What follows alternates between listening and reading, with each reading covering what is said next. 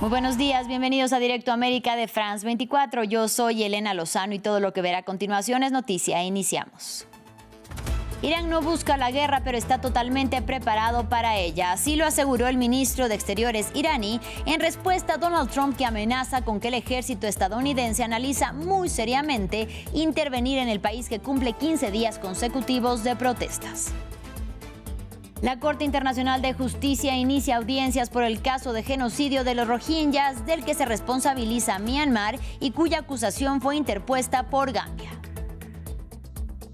El gobierno de Bolivia llega a un acuerdo con los principales sindicatos del país y da marcha atrás al decreto por el cual se eliminaba el subsidio a los combustibles, y los bloqueos y cortes de carretera que paralizaban parte del país desde diciembre pasado fueron levantados.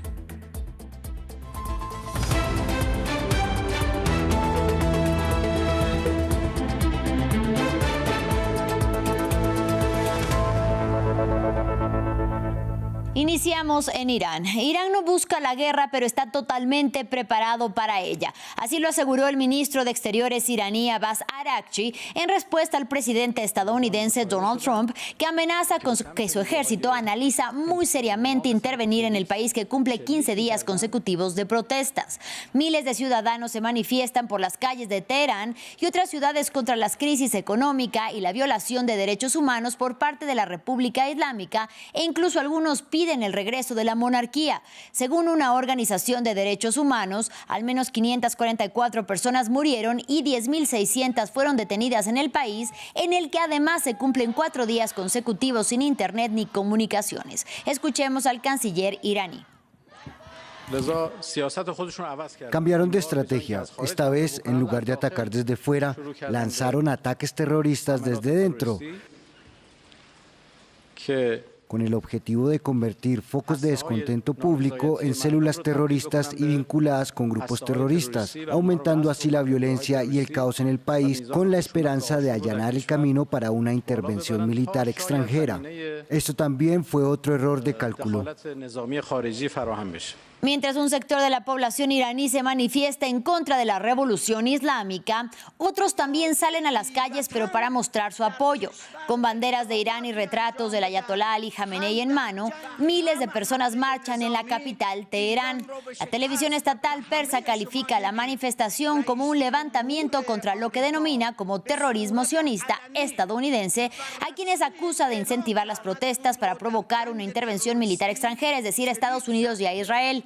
El medio afiliado al gobierno transmite imágenes de manifestaciones similares en todo el país, tratando de indicar que había superado las protestas, como afirmó el ministro de Exteriores del país.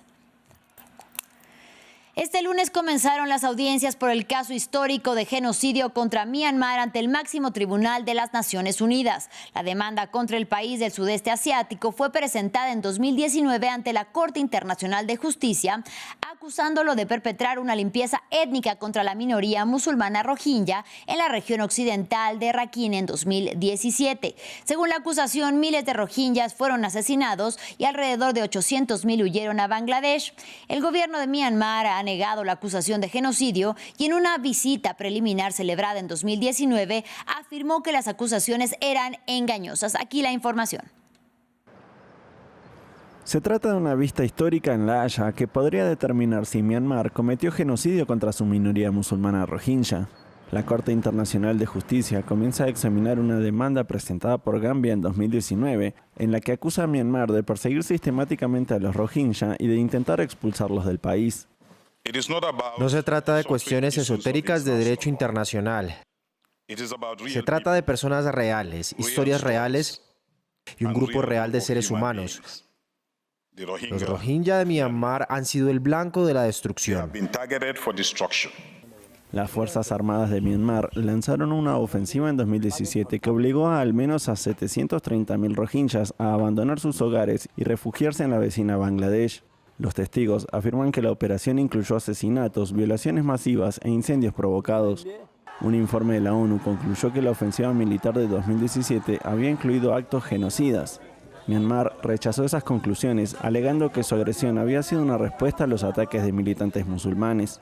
En las audiencias preliminares de 2019 en el caso de la CIJ, la entonces líder de Myanmar, Aung San Suu Kyi, rechazó las acusaciones de genocidio de Gambia por considerarlas incompletas y engañosas.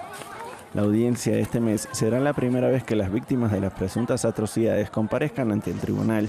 En este campo de refugiados rohingyas en Bangladesh, los exiliados esperan que la CIJ les dé la razón.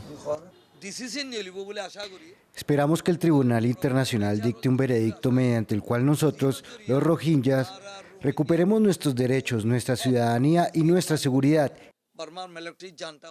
y recuperemos todo lo que la Junta Militar y los budistas de Myanmar han destruido.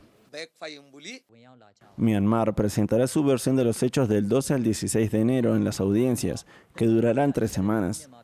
Aunque el poder del tribunal es limitado, una sentencia tendría fuerza simbólica y podría sentar precedentes que afectarían al caso de genocidio de Sudáfrica contra Israel en La Haya.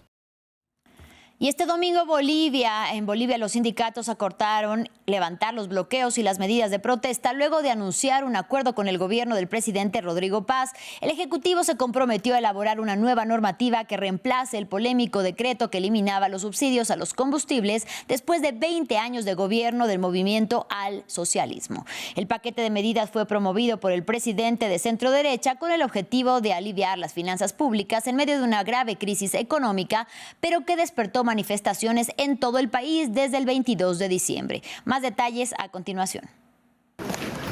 Sindicatos levantarán los bloqueos en Bolivia, tras el acuerdo con el gobierno del presidente Rodrigo Paz, alcanzado este domingo para eliminar el decreto 5503, que quitó los subsidios a los combustibles. Una decisión que había despertado un malestar generalizado en las principales centrales obreras y mineras del país andino. La Central Obrera Boliviana y todas las organizaciones afiliadas y representadas en el encuentro determinan el levantamiento inmediato de las medidas de presión, manteniendo el estado de emergencia hasta la promulgación del decreto. Desde el 22 de diciembre, Bolivia era escenario de bloqueos y protestas en las calles de las principales ciudades y en caminos interurbanos. Y es que la decisión de quitar las ayudas estatales a los combustibles hizo que varios sectores industriales se declaren en huelga. Con la eliminación de los subsidios, los precios de la gasolina especial y premium y el diésel iban a aumentar entre un 86 y un 162%. Las autoridades de gobierno han reflexionado y cuando las autoridades trabajan con su pueblo, también hay que aplaudir. Por más de 20 años de gobierno del izquierdista Movimiento al Socialismo, los combustibles en Bolivia fueron subsidiados por el Estado. Pero en medio de la crisis económica del país, la falta de combustibles y divisas, el presidente Paz había prometido un fuerte ajuste fiscal para equilibrar las finanzas públicas, aunque su decisión generó un fuerte repudio. De acuerdo a estimaciones preliminares, los bloqueos presionaron aún más la ya afectada economía boliviana, con pérdidas millonarias en varios sectores productivos y en el Estado. Continuamos en Estados Unidos. En el estado de Minnesota sigue la tensión entre ciudadanos y los agentes federales de los servicios migratorios que están desplegados en la zona. Activistas denunciaron nuevas detenciones que irían en contra de la legislación vigente. Mientras tanto, continúan las manifestaciones en Minneapolis y las principales ciudades de Estados Unidos provocadas por el asesinato a manos de un agente del ICE, de Renee Nicole Bull. Diego Bassani nos amplía. Persisten los operativos del ICE en Minnesota a pesar de las manifestaciones por la muerte de Renee Good. Grupos de activistas y ONG denunciaron que los servicios migratorios federales siguen llevando a cabo operativos y detenciones en el estado gobernado por los demócratas.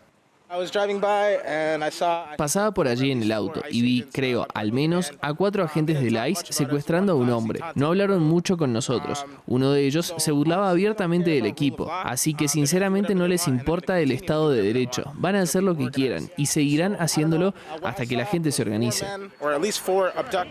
Entre tanto, este domingo se realizaron en Minneapolis nuevos homenajes en memoria de Renee Good, la mujer que murió como consecuencia de las balas de un agente del ICE tras un altercado callejero.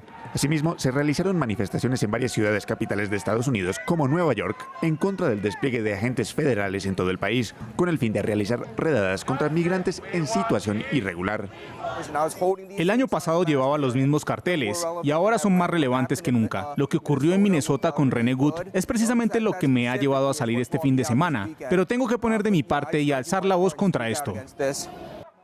Por su parte, la secretaria de Seguridad Nacional del gobierno Trump, Kristi Noem, aseguró este domingo que se enviarán cientos de nuevos agentes del ICE al estado de Minnesota para apoyar los operativos en curso. Finalizamos hablando de cine y de televisión. El Hotel Beverly Hilton de Los Ángeles, California, fue escenario de la edición número 83 de los Golden Globes, que premia lo mejor de la industria. La gran ganadora de la noche fue la película One Battle After Another, del director Paul Thomas Anderson y protagonizada por Leonardo DiCaprio. Se hizo con 4 galardones, incluidos Mejor Película de Comedia o Musical y Mejor Director.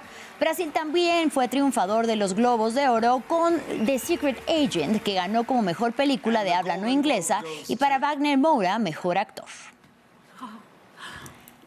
Así llegamos al final de este espacio informativo. Gracias por su compañía y hasta la próxima.